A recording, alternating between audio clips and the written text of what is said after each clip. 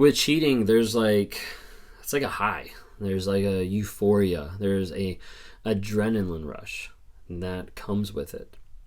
And with that, it perpetuates a cycle of addiction, a cycle of looking for those highs, looking for those moments, looking for that interaction that you feel is the best or the greatest moment or just pure bliss in one sense.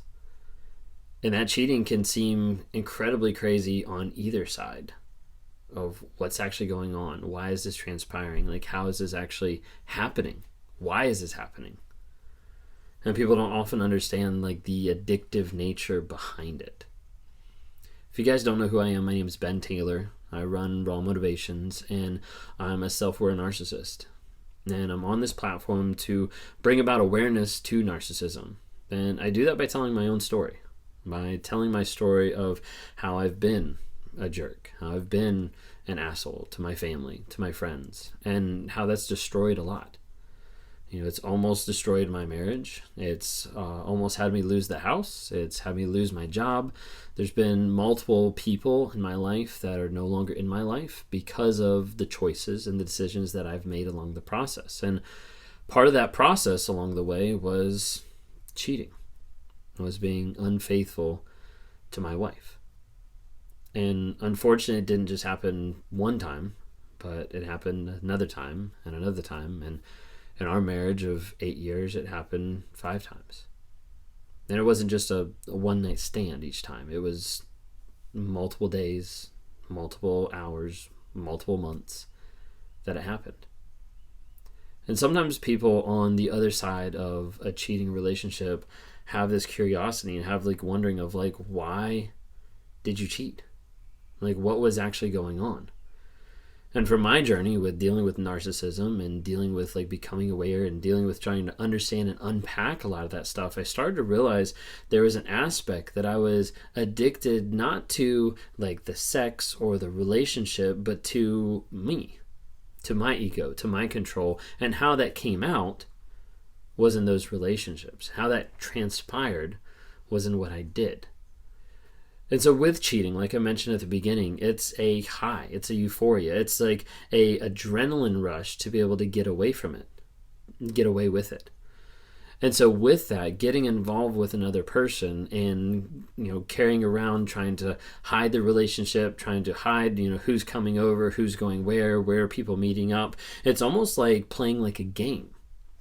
And for a person who disconnects like their emotions and disconnects like the thoughts behind it, it becomes a very addictive game.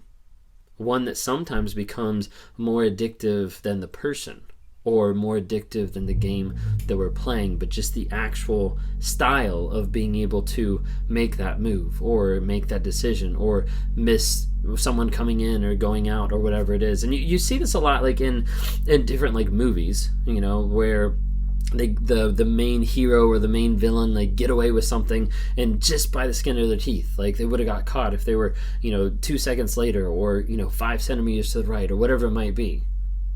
But a lot of times we sense that, you know, we sense like, oh wow, like that almost, and you get enthralled in it. That's the kind of thought that's like really going when you have someone who's like an active cheater, because a lot of times there's like the thrill of the game, the thrill of not getting caught, the thrill of doing what they're doing, the thrill of the high of the moment. And oftentimes it creates a false like euphoria or like a false like love when you have those relationships that go longer than, you know, one night stand. Like they sometimes get together and it feels like, wow, this is someone that I'm like madly in love with.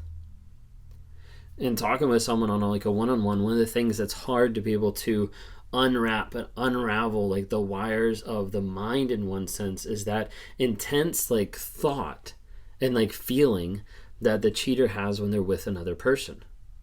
Like that high, that amazingness, that euphoria, that bliss. The thing is that's really hard for people to get is in that moment, that euphoria or bliss that's happening in like, let's say an hour. When they leave that and they go back to their regular life, they feel like if I was with that person, that euphoria for that hour would be how it'd be the entire time. This would be our life together. Our life would consist of this amazingness. And then they take that and they start to apply it to their regular life, and they're like, wait a second, this is mundane. This is boring. It's not as exciting as that. It's not as fulfilling as that. I'm not as much in love as I was with that person. If you've seen some of my videos on the lies I believe, I go in depth a little bit on one of the lies of me saying like I was in love with other women. And that was one out of 7 different lies that I did as I went through a warrior group, a warrior challenge. And the lies I believe, that one lie that kind of stuck there, then stuck really hard for a good period of time, was the idea of me being madly in love with other women and it being better or it being more fulfilling. But all that goes back to that thought of these are all affairs. These are all relationships that are concocted on falseness and fantasy and making me think like, hey, this is something that's more important, more special than what it actually was. Because at the end of the day, there wasn't value. There wasn't love, there wasn't respect, there wasn't honor, and those weren't exemplified in the relationship, and especially around the people around us, because those are the people that we are lying to, manipulating, gaslighting, lying.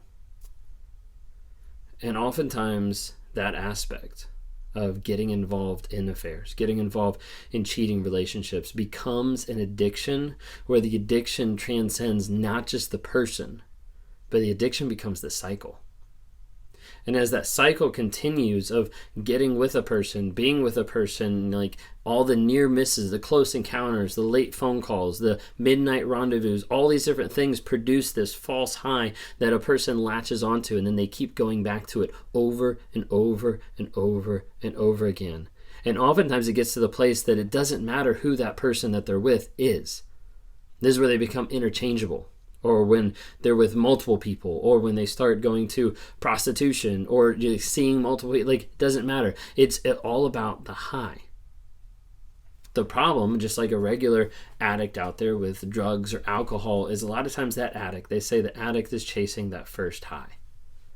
Chasing that first moment of excitement, that first adrenaline rush, that first thrill of getting away with it. And that a lot of times is what they're looking for. And that's what I was looking for.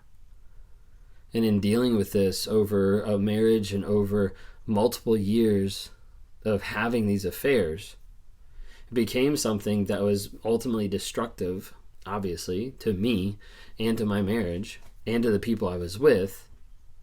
But at that moment, it didn't matter. What mattered was that high.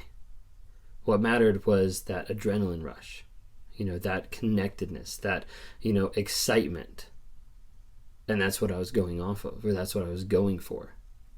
But as a result, in those relationships, stepping back from those relationships, it made everything else feel like crazy and like boring. And I would latch onto that thought of like, I'm in love with this person. When in reality, it was like an intense infatuation. It was like an intense like idealization of that person. But in reality, I wasn't treating them lovingly. I wasn't treating them respectful. I wasn't honoring them, and vice versa, because of this entire relationship, this entire mess. That's a little bit of an idea of what's going on in those cheating relationships. Now, on the other side, you're probably wondering, like, why? Like, what did I do that made you go cheat? To the person that you've been with for years, or the person that's been, faithful, or you thought was faithful, and all of a sudden you found out something, or you realized something, or you caught them on social media, on another account, or another phone, another laptop, on, multiple dating sites, all this kind of stuff. You're like, why? And typically the people that have this question, they get to a place that they say, was I not good enough? Or what's wrong with me? And the thing you have to remember is when you start to compare your worth versus another person's actions, they're never going to match up. And you start to compare thinking, hey, my value, like, it must not be that great. My worth must not mean that much. I must not be the person I thought I was. And you see ego, esteem, confidence, all torn down. And it's confusing and it's hard to know what to do or how to build that back up. But what you have to remember, what you have to know, is your worth is not determined by how another person treats you. Your worth is intrinsic. Your worth is in your value of who you are, of your life, of your goals, of your dreams, of your desires, of your passion, of your love. Your worth is inside you. And people can't take that away. They'll damage it. They'll bruise it. They'll throw you in the mud and they'll stomp on you. But they can't take it. They can't ultimately take your worth. Because that's in here, and that's in here. Think of it as a diamond. You have a diamond. Let's say it's refined, it's crystallized, it looks perfect, it's been cut in all these different ways, it's been polished. And you have one person that takes that beautifully cut and polished diamond and they just throw it away. Because to them, they don't think it has value. So they throw it away, it's in the mud. Then you have another person that picks it up, cleans it off, shines it up, puts it in front of millions to see how amazing that diamond actually is, puts it on display. The worth of the diamond never changed. It was the same from the person who didn't care about it to the person who did. Your worth doesn't change based on the relationship that you went through.